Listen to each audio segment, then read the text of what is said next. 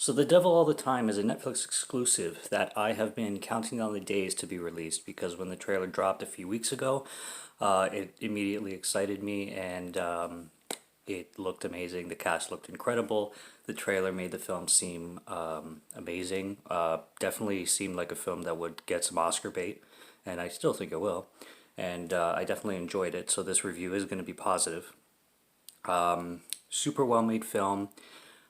Definitely a slow burn. I didn't expect it to be a slow burn. I really thought it was going to be a film that really started immediately and got to its themes immediately, and I thought it was going to be very intense right from the beginning. It really isn't. It takes a good hour. It's about a 2 hour and 15 minute film, and it takes a good hour to start picking up and really have things going because the beginning of the film is a lot of character introduction and character development, and some of the characters don't even show up for 45 minutes. So it really starts off. It starts off in 1957 in West Virginia. That's another thing. I thought it was more southern from the trailer. I thought it was going to be like Louisiana or something, but yeah, it's all in West Virginia and Ohio. So the film takes place in West Virginia and Ohio throughout, and it goes from 1957 to 1965. And I'm gonna be keeping this as spoiler free as I possibly can, but of course, if you haven't seen the film, definitely go see it first and then come back to the review. The cast entirely is great. I really was excited to see Tom Holland in here because I love how he switches up his accents a lot, and I find him to be really good in anything he does, and he really throws himself into any role. So he kills it. Robert Pattinson is here. Also annihilates the screen when he's with his presence when he's on it. Plays the slimiest preacher you've ever seen. The slimiest preacher I've seen in a long time. He's really good in his role, but he is so evil and he's so bad, and you just want him to serve his justice so much.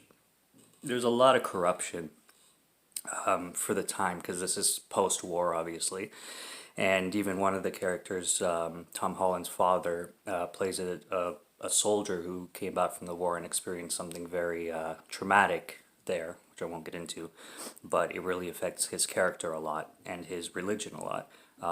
Not where he loses it, but where he becomes obsessed with it, kind of thing. And he builds this cross behind his house, and he's praying like all day, literally, and forcing his son to pray, and then his wife ends up getting sick, and then that makes him turn to God even more and become more obsessed with God in the wrong ways, and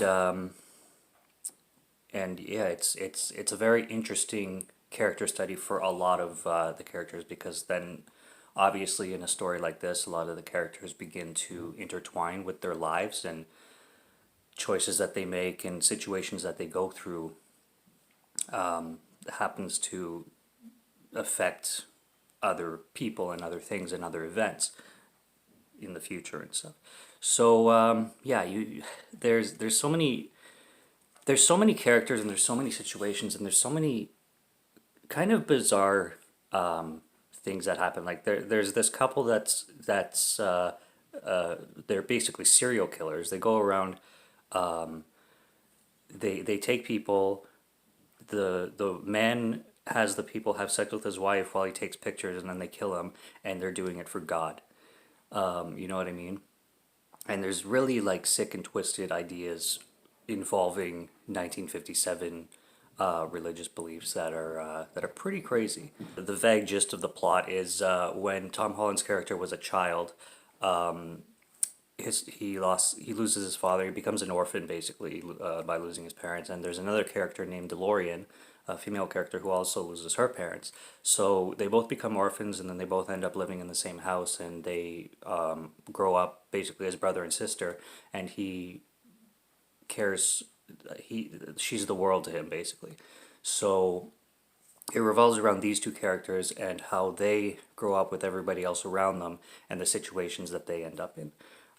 Very well acted. This film actually reminded me in its direction a lot of Scorsese. It it has a lot of Martin Scorsese elements to it, I found, especially with the score and the soundtrack. The songs are great. The set pieces for 1957 look amazing, very believable.